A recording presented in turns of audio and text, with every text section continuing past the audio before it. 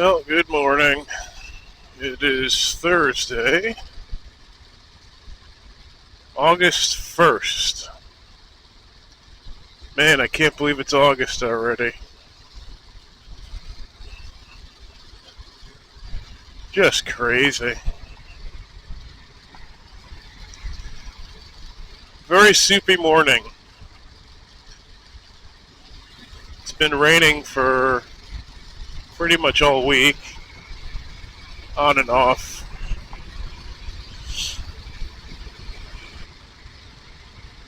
Man, I feel like I got run over by a truck. I feel like I slept on the floor.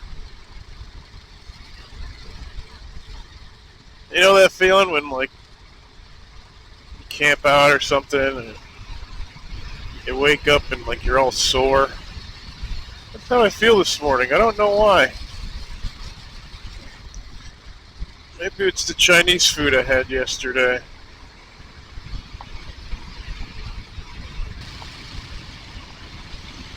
So I did some fun stuff yesterday. I brought my 4.5-year-old son to a nice restaurant for the first time. It was a Chinese restaurant. It's really nice. I haven't been in a restaurant in probably 5 years.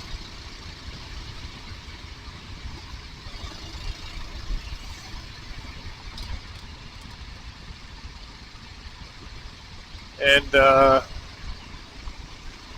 it went pretty well. He actually tried a lot of new things. So that was nice. I was happy about that. He's typically he's got a lot of food fear. He doesn't really. He's been getting good about that. He's been trying a lot of new things lately. So I think he's getting a little more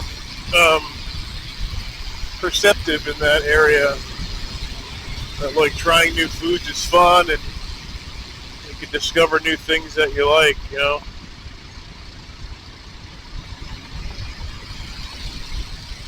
But and then right next to the restaurant was a Hobby Lobby, which I've never been in. So we went there, and wow, that place is really cool. They had model rockets. I didn't even think those were legal anymore. And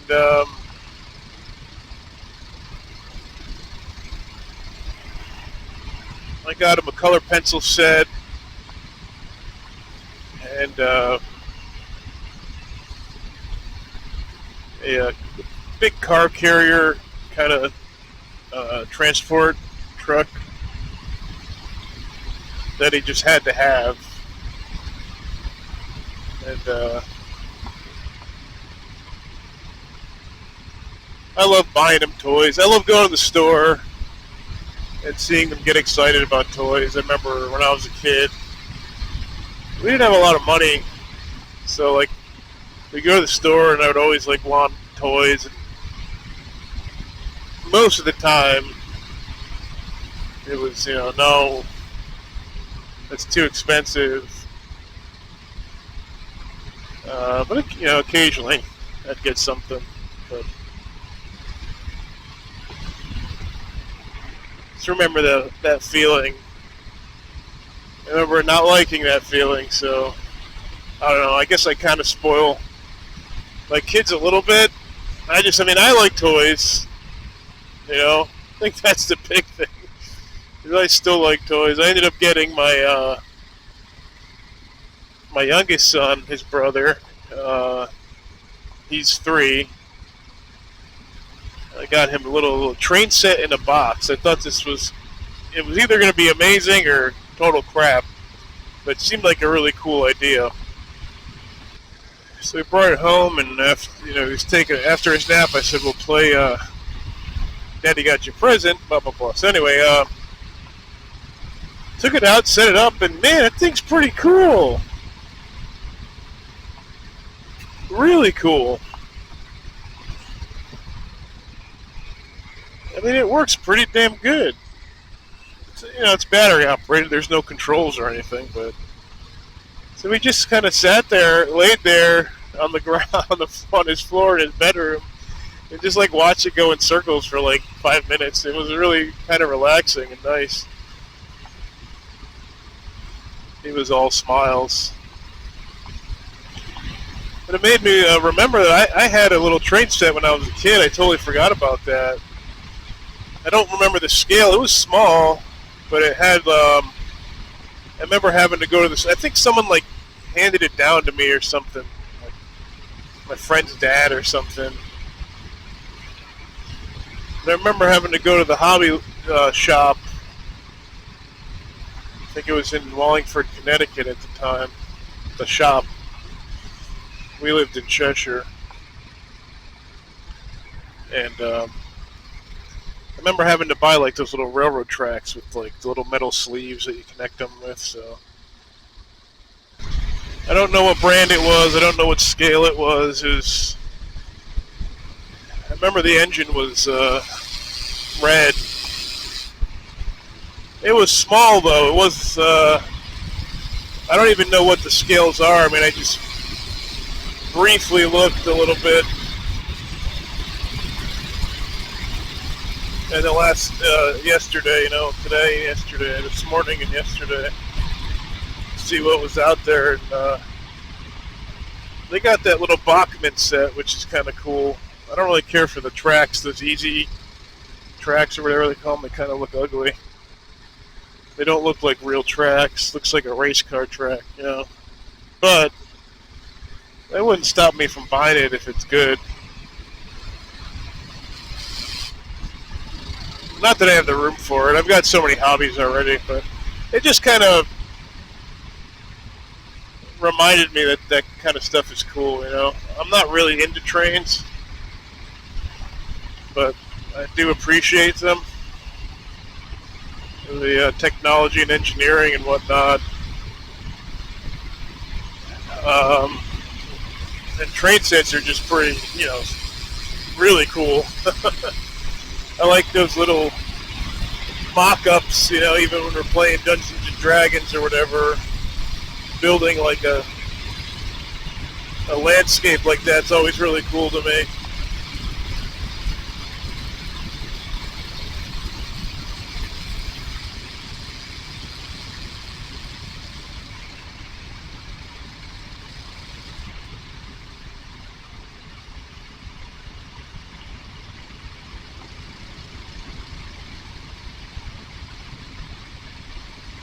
Yeah, other than that, not really much new going on with the rain. Kind of just been staying indoors and playing Minecraft with my 4.5-year-old. Been building every time I play Minecraft, there's really only one thing I do, and that's build a nice tower. Or a castle, as we call it. That's all. And then I just get bored. I don't play for like another year. But he seems to be getting interested in it, so I might be playing a lot more. Minecraft, it never really evolves in the way that I wished it did. So I played it back in the day, and it was, it's been pretty bare bones. You really have to use your imagination to make it worthwhile. I'm not really into that. I like the work to be done. Well, I don't mind building. It's not the most fun. Like I said, I really usually just build a castle or a tower or like a log cabin. And that's really all I like to do. I'm not.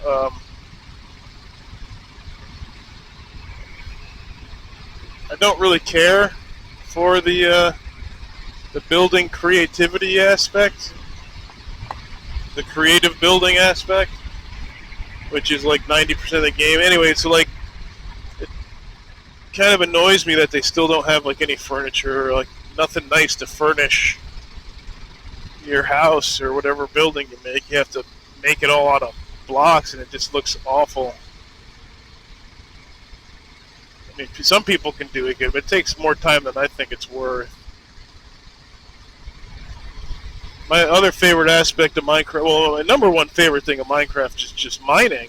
I used to love to just go and mine, and they've really borked the availability of ore. Like, there's just copper ore everywhere, but to find iron, it's like, forget it. You can't just dig anymore. You used to just, like, find, you know, a cave or a hole and just start digging, and eventually you'd find really nice iron ore veins, and you just stockpile a ton of iron. You can't do that anymore. It's kind of lame. There's, like, specific areas where they spawn, and you have to go and search the overland, essentially, to find those areas. It's really bad. I'm lucky. Luckily, I still have a ripped version of the old Minecraft, which I'm going to go back to if I ever want to play the way I used to play. I don't know, I haven't played much since Microsoft took it over. Because I do remember the official launcher, you could select the old builds. I don't even know if that's a thing anymore because it's become so commercial now. You know, where they have a cash shop, and I think they actually do sell furniture on the cash shop, which is baloney. And just to create an account to play on PSN, because I have my old PS4 in the bedroom, and my son mainly plays on the PS5, and she's pretty much taken over since he started playing Trail Makers, which is an awesome game. I wish they had more games like Trail Makers. Holy cow. There's really nothing. It's a sad state of gaming overall.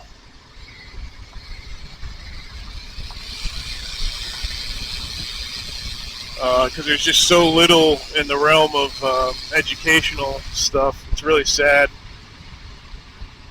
You know, everyone in 2024 loves to talk about science and things like that, but there's nothing scientific. I mean, the 80s were more scientific than now. No one knows how to do anything. No one knows how to make anything. No one knows how to program. There are obviously people that know how to program, but like, it's just, there's not a mentality of science. Everything now is like just, you know, the putting on the air of science, you know, pretending that you're into science or talking about science. Like, science is like a cool, popular thing, but no one really understands what the hell they're talking about. Like in the 80s, I mean, geez, we had like Mr. Wizard and Contact and all those awesome shows that really taught kids how things worked. You know, we don't have anything like that anymore. It's kind of ridiculous.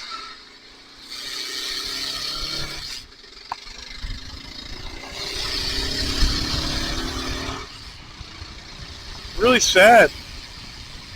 I mean, there's just junk. There's such garbage on TV now. If you watch TV, but even like the kids like, you know, Tumbleleaf, which is all right, but it's kind of stupid. I mean, yeah, it's a kids show, but like they like mispronounce words, and it's just dumb. Doesn't really teach you anything.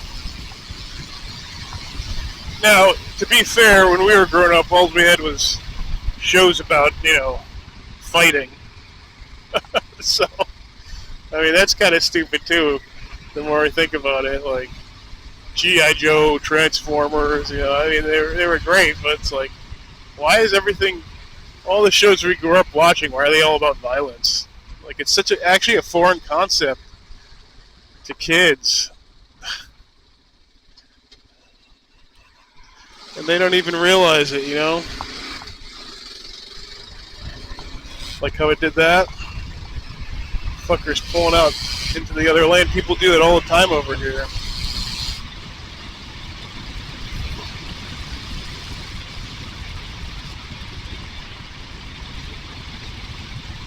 I hate this time of year.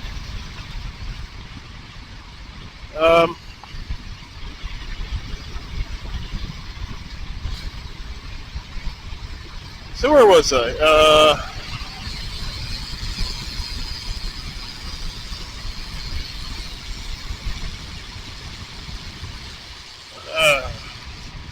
was going on. It's just all these. What are those things? Mercedes vans? It's like the third one I've seen this morning. Is that like the new thing? Like high-vis vests? High-vis vests and Mercedes vans? Is it like a German thing or something? Oh, there. What the hell are they putting up there?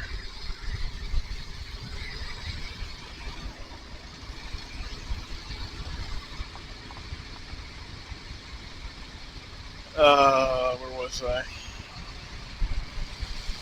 Yeah, so like it's such a foreign thing.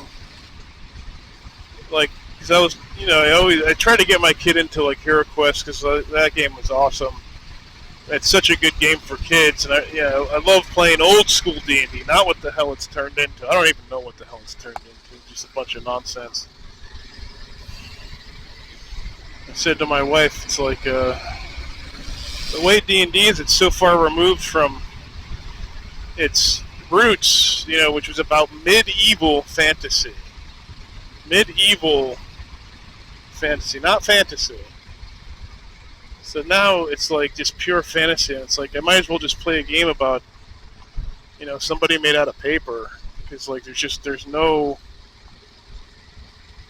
basis for anything that happens in Dungeons and Dragons anymore.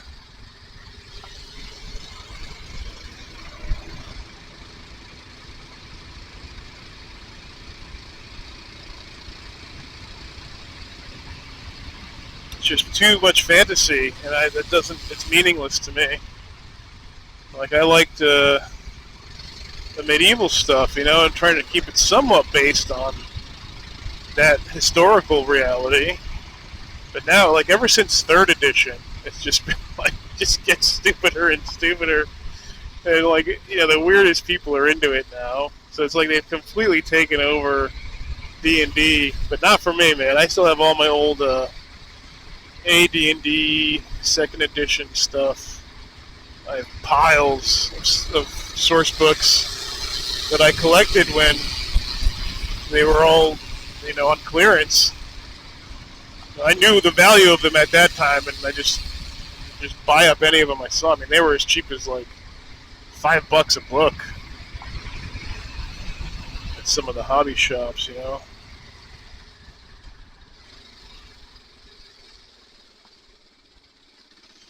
I scooped them all up, and man, I love those old books.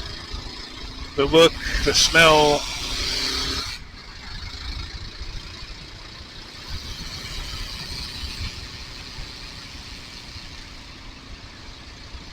In the old source material, there'd be like little blurbs here and there about historical aspects of like what this character stat represents, what this armor or weapon represents, how it was used, things like that. The game, a lot of people that created the game were like PhDs. I mean, they were, at that time, educated people. PhD nowadays doesn't mean crap. But, there was like a real historical basis. It was, that was part of the game. It was like role-playing that, those historical aspects, which I was really into. I did like the SCA thing for a little bit. I made armor for a little bit in real life. I did the heavy list, and that was awesome. I don't really have the time to get into that stuff anymore, especially the armor. I don't have the space. But, so anyway, yeah, we're like playing with my son, Heroquest, because that's kind of what I started on before D&D. And even still, I like playing it because it's just so simple. You never forget the rules. You just open the box, and it's so easy to build your own adventures, and it's really just the best game for kids to start playing that stuff. Even though they have games now that are marketed towards kids, and I've tried some of them. They're just terrible. It's like, this is actually complicated. Heroquest is so simple. But, the whole... Anyway, back to the point is... all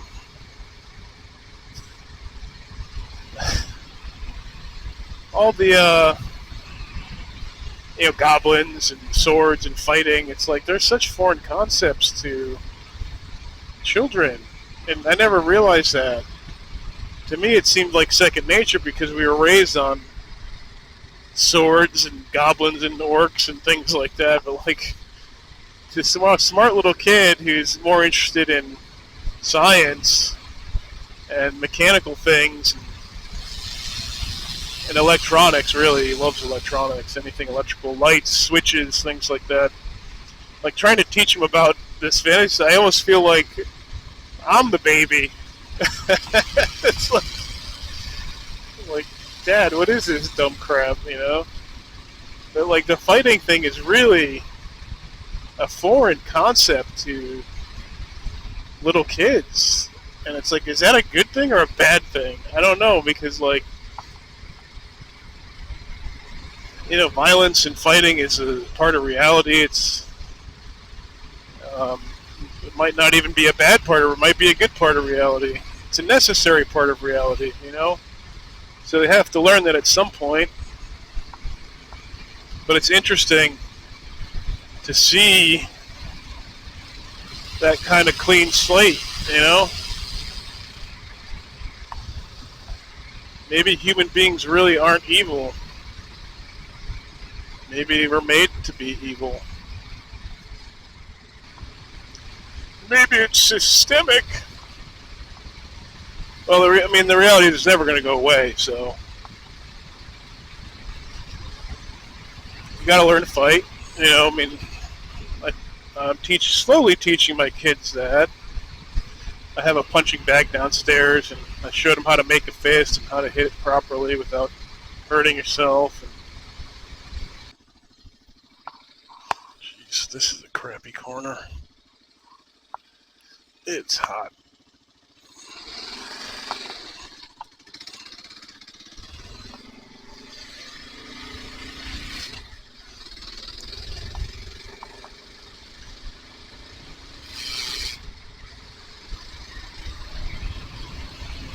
Wow, it's kind of a crappy day.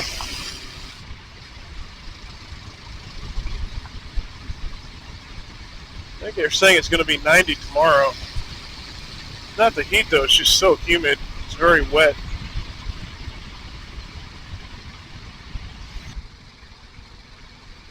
See, I love tabletop gaming. It doesn't have to be D&D. I love Magic back in the day. I don't know what the hell happened to that either. Everything's being taken over by weirdos. But I was super into Magic. I mean, I would almost credit that game into like getting me into programming. 'Cause I played it when it first came out, like when it was still just being play tested at colleges and whatnot. And my friend's brother got him into it, who was in college. My friend's brother was in college at the time. We were still high school age.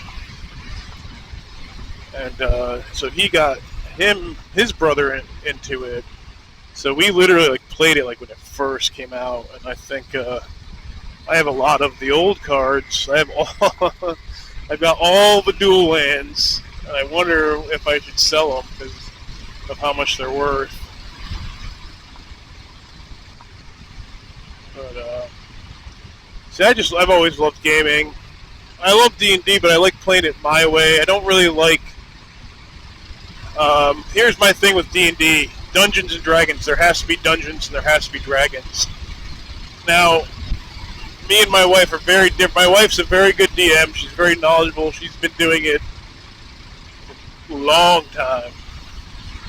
That was how we met. One of the ways we met. One of the reasons we met. And she loves writing, which is great. She loves the story. She loves the backstory. She loves building like the towns and a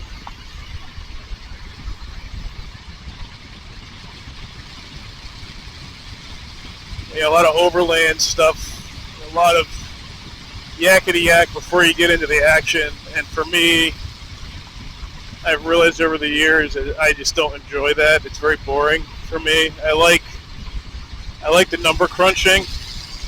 I want to get to the combat as quickly as possible, and I want tactical combat. I have like the source books for AD&D, how to implement like tactical combat, because D&D combat, the theater of the mind stuff is very boring to me, very silly. I have to have a grid. I have to have positioning and the tactical elements. That's what I like about D&D. I like the dungeon delving. I like the mystery and the solving clues, having to find a key or the right combination of buttons to get into somewhere. I like that sort of just like Zelda, old school Zelda kind of dungeon crawling.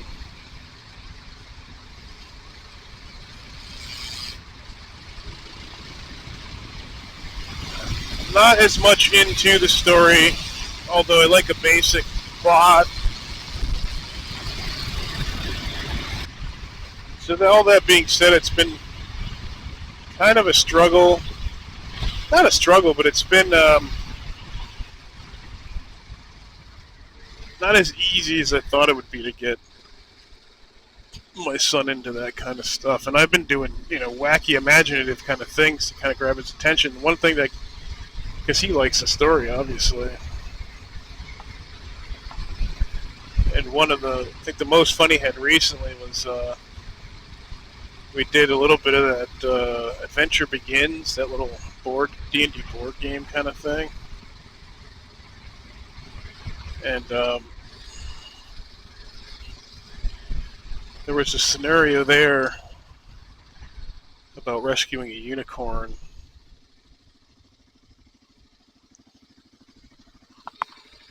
Wow, I just can't believe it. Every time I have to turn, there's a car this morning. It's not normal. And I hate stopping because it's so damn hot. I'm just going to go home and have coffee. These days, these miserable, humid days, they just put me in a bad mood.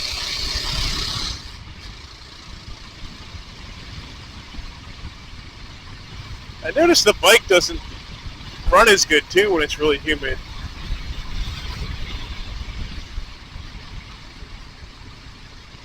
Must be the aspiration or whatever. The bikes have, I assume, the intake and everything.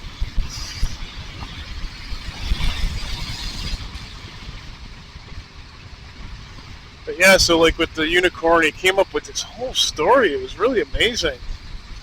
I was like, wow, man, that's really good. And he can write, so I'm like, you should start writing this stuff down.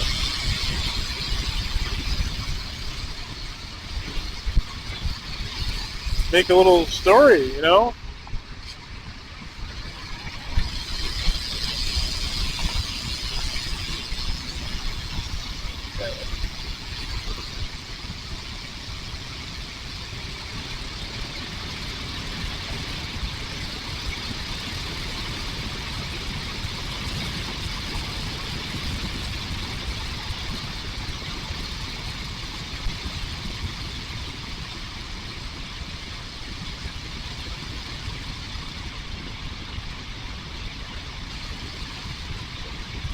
Got to slow down on these hills because you just can't see what's over them.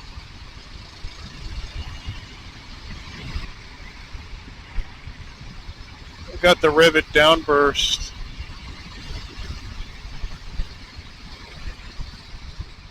Which is not the coolest of the 3 mesh jackets I own.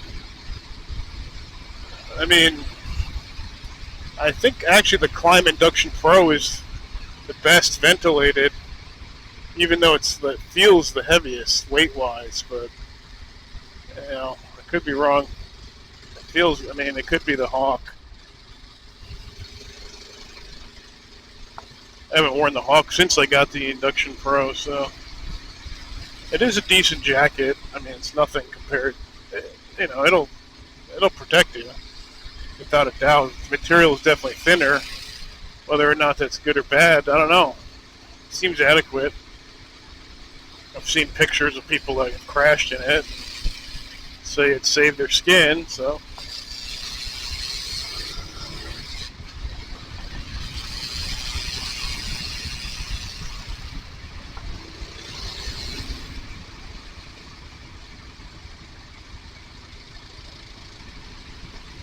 All the Hawk stuff seems pretty decent, actually.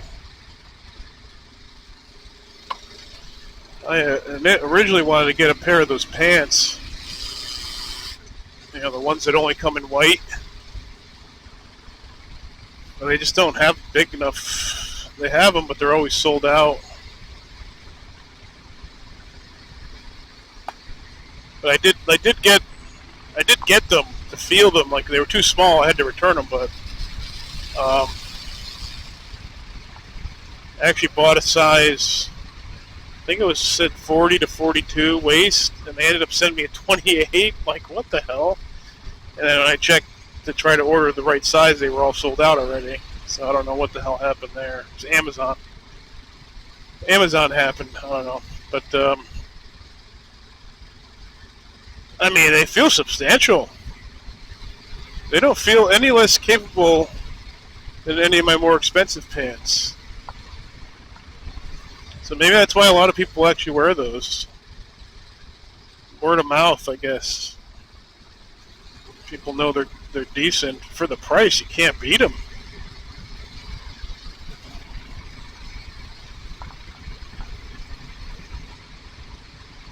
But they only come in that one color. And they don't have my size, so. Yeah, it's like the ILM stuff. That stuff's pretty damn good. I have an ILM cold weather jacket and an ILM helmet, and I got no complaints.